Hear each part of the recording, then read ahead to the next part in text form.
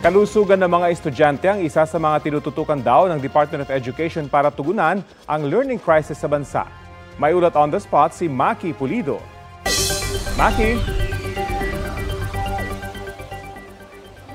Magkasama ang DepEd at DOH ngayong umaga para ilunsad itong PhilHealth Consulta dito sa Esteban Elementary School dito sa May Quezon City. Dito ay pinagrehistro na yung mga magulang para maka-avail sila nitong PhilHealth Consulta package.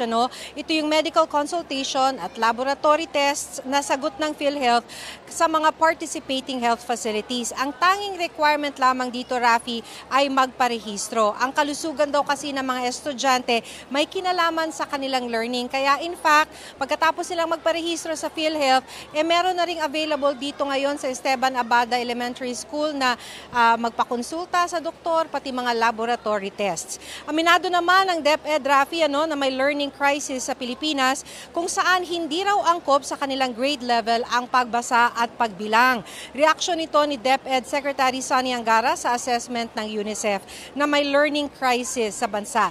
Sa assessment ng UNICEF, lumala ito noong COVID pandemic. Tiniyak ni Angara na may mga ginagawang hakbang ang DepEd to address this at ito raw ang isa sa kanilang tututukan sa natitirang 3 taon ng Marcos administration. So sabi naman sa atin dito ng principal ng Esteban Abada ay sa paralan nila napababa naman nila yung bilang ng mga learning difficulty dahil nag one-on-one session, ito yung intervention na kanilang ginawa.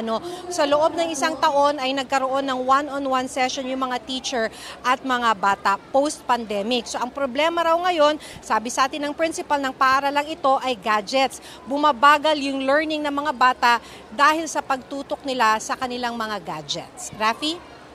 Maraming salamat, Maki Pulido.